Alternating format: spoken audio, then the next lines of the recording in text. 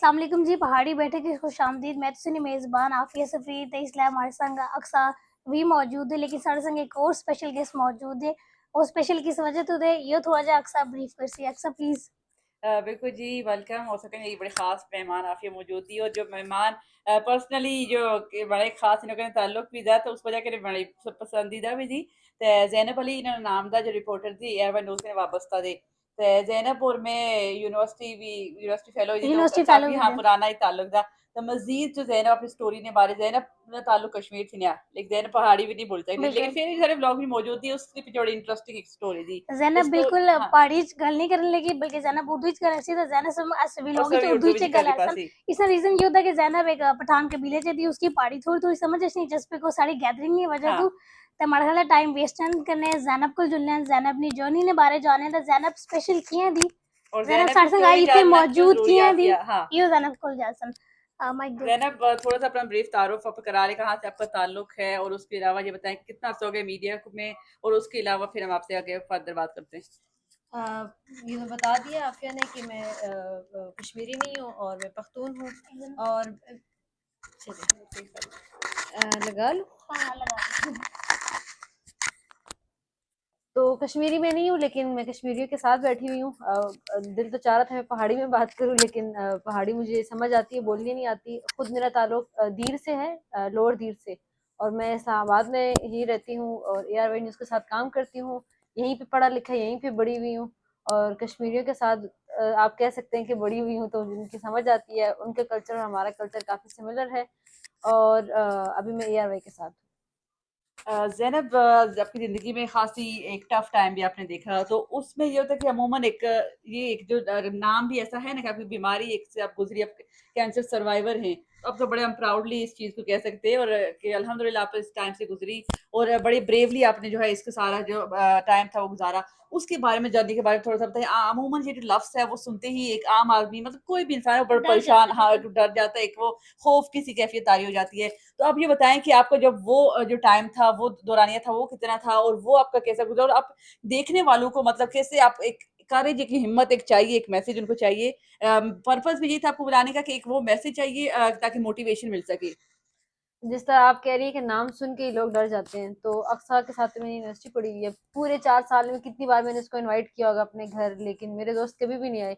नाम ये कैंसर का सुन के सब लोग जो हैं, मेरे दोस्त जो हैं, वो मेरे घर आए। तो नाम सच में ऐसा है कि आप इसको, जैसे किसी को पता भी लगता है कि मुझे पहले कैंसर था, तो वो मुझे एकदम से, क्या तुम्हें कैंसर था, मतलब बहुत हैरान हो जाते हैं।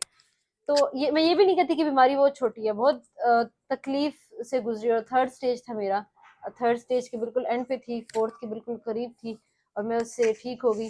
मुझे लगता है कि एक तो ऐसा नहीं कि मुझे कोई दुख नहीं था उस टाइम, मैं मतलब रोना भी आ रहा था, लेकिन इस चीज़ की मुझे नहीं था कि मर जाऊंगी। मतलब मुझे पता है कि एक न एक दिन मरना है। तो मैंने इस चीज़ को ज़्यादा सर पे सवार नहीं किया। बाकी तकलीफ होती थी, जब सर्जरी होती थी बहुत पेन होता था, तो मैं उसकी वजह से रोती भी थी, और बहुत मुश्किल टाइम था। लेकिन मैंने सर पे ज़्यादा सवार नहीं किया इस चीज़ को, कि हर वक्त मैं ये सोचूं कि कैंसर है, कैंसर है, कैंसर है। मैं जॉब पे भी जा रही, आपको तो पता भी है, जॉब पे भी जा रही होती थी, साथ में यूनिवर्सिटी भी जा रही होती थी, सब काम साथ साथ कर रही होती थी। और दूसरा कि आपके इर्द गिर्द जो लोग होते हैं ना, वो उनका बहुत बड़ा रोल होता है। अच्छा जैसे ज़ैनब, यहाँ पे मैं आपसे थोड़ा सवाल ये करूँगी कि कैंसर का तो पता चल गया, लेकिन किस तरह आपको कैंसर का पता चला? या आपको कोई बीमारी थी, कोई बीमार तबीयत में कोई नासाज़ी आपको फ़ील हुई थी? कैसे आपको कैंसर का पता चला और डॉक्टर का क्या रिएक्शन था? बिकॉज़ आप बहुत यंग हैं माशाल्लाह से। अ, क्या, मतलब मुझे ये कहना नहीं चाहिए, लेकिन कैंसर ऐसी चीज़ है कि आपको तब पता लगता है जब सब चीज़ें हाथ से निकल चुकी होती है। तो इसलिए इस तरह बाहर कंट्रीज़ में होता है, लोग चेकअप करवाते हैं हर 6 मंथ के बाद, लेकिन हम गरीब पाकिस्तान के मुल्क, हाँ, अंदर ऐसा कोई ऐसा नहीं है। गरीब कॉन्सेप्ट मुल्कों नहीं में है, ये नहीं हाँ। होता कि हम तो बहुत मुश्किल से डॉक्टर के पास जाते हैं, कोई सीरियस मसला हो तब भी बहुत मुश्किल से जाते हैं। वो भी कम तो ही जाते हैं, अपनी पैनाडोल, हाँ, अपनी चीज़ें खुद ही हम मँगा अपने पे लेते खुद हैं ही कि ट्राई करते हाँ। हैं। लेकिन जिस तरह लोग कहते हैं ना, गूगल पे सर्च नहीं करना चाहिए, वो आपको हर चीज़ में कहता है आप 2 दिन बाद मर जाएँगे। लेकिन ऐसे नहीं भी होता, कभी-कभी वो ठीक भी बता रहा होता है। जैसे कि मैंने सर्च किया था गूगल पे अपने सिम्पटम्स वगैरह के, मुझे वीकनेस होती है ये वो, तो उसमें कैंसर आया था, और मुझे खुद भी लगता था कि शायद कैंसर हो। और मैं खुद अपने मुँह से डॉक्टर्स को बोलती थी कि मुझे लगता है कि शायद ये कैंसर हो। तो मैंने उनको व्हाट्सएप पे फिर बाद में मैसेज किया कि सर आपने जो मेडिसिन दी उससे मुझे कोई असर नहीं हो रहा। मुझे लगता है कि शायद मुझे कैंसर हो। तो उन्होंने मुझे वो मैसेज पे रिप्लाई दिया था, अंधे को अंधेरे में बहुत दूर की सूची, ये वाली लाइन, उसका मैंने स्क्रीनशॉट भी लिया था, बाद में मैंने उनको बताया था, लेकिन उन्होंने मुझे कोई रिस्पॉन्स नहीं दिया था कि जब मुझे कैंसर डायग्नोस अच्छा हुआ। ज़ैनब, वो डॉक्टर कौन से हॉस्पिटल के थे? आया वो प्राइवेट क्लिनिक था या कोई बड़ा हॉस्पिटल था? उसके बारे में भी बता दें ताकि देखने वाले मोहतात हो जाएं। पता नहीं मुझे, उन्होंने शायद अपनी तरफ से कोशिश की होगी। वो मैं मेरे उनका ख्याल से जब नाम, तक टर्म्स आपके नहीं होते तब तक हाँ, हाँ, आपकी कोई लेकिन वो बीमारी काफी, चीज क्लियर ये नहीं मैं होती। बता दूं कि वो काफी सीनियर डॉक्टर थे, और उन्होंने आर्मी डॉक्टर भी थे, काफी टाइम वहां पे भी उन्होंने टाइम स्पेंड किया, और काफी एक्सपीरियंस था उनके पास। उन्होंने मुझे बताया कि किस किस हॉस्पिटल में वो ड्यूटी जो है वो दे चुके हैं।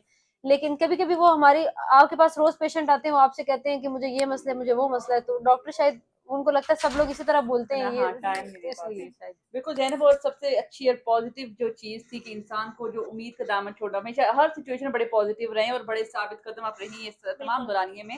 और सबसे इम्पोर्टेंट चीज़ हमारे देखने वालों को एक मैसेज आपने दिया, कोई हाँ बीमारी हो या ज़िंदगी में कोई आजमाइशें हों, आपकी मुश्किलात हों, तो उसको आपने बड़े बहादुरी के साथ उसको फेस करना है। अगर आप हिम्मत हार जाएंगे ना, बड़ी नर्व्स की गेम होती है, जैसे बीमारी से ज़ैनब लड़ी, या कई और लोग हैं जिनको हम ज़ाहिर है कि मेंशन नहीं कर सकते, यहाँ पे काफ़ी लोग हैं हमारे इर्द गिर्द भी, वो कई बीमारियों से, कई चीज़ों से लड़ रही हैं, तो उसके अपना जो नर्व्स है उसको काबू में रखना बड़ा ज़रूरी है। अगर आपको वो चीज़, माइंड की गेम होती है सारी, तो वो अगर आपके, अगर माइंड आपको कंट्रोल में है ना, तो बहुत सारी चीज़ें आसान आपके लिए होती रहती हैं। ज़ैनब बहुत सारे लोगों के लिए मोटिवेशन का बायस है। हाँ। मेरी रिसेंटली भाभी को कैंसर डायग्नोज है, वो भी अच्छी बात ये है कि वो पाकिस्तान से बाहर है ना, तो मैं अक्सर उनको, मैं घर में भी डिस्कस करती हूँ कि हुँ। मेरे साथ एक कुलीग है ज़ैनब, और ज़ैनब सबके लिए मोटिवेशन इसलिए है क्योंकि वो जवान थी, फील्ड में काम कर रही थी, बल्कि उस टाइम ऐसा डॉन न्यूज़ से लिंक थी जब आपको कैंसर जी जी डायग्नोज हुआ बिल्कुल, था। डॉन न्यूज के साथ। तो ज़ैनब ने बड़ा ही सर्वाइविंग स्टेज पे रही है। ज़ैनब, देखने वाले जो कैंसर पेशेंट्स हैं उनको क्या मैसेज देंगी, क्या होप्स उनको देंगी कि वो किस तरह से इस चीज़ से लड़ सकते हैं? क्योंकि बहुत सारे लोग सिर्फ डर की वजह से ही अपनी ज़िंदगियों से हाथ धो बैठते हैं इस वजह से। मैं ये पैगाम भी देना चाहूंगी, लेकिन पहले आपने एक बात की कि आपकी भाभी को कैंसर डायग्नोस हुआ, अल्लाह उनको सेहत दे, लेकिन आपने कहा हाँ। अच्छी बात ये कि वो पाकिस्तान से बाहर है।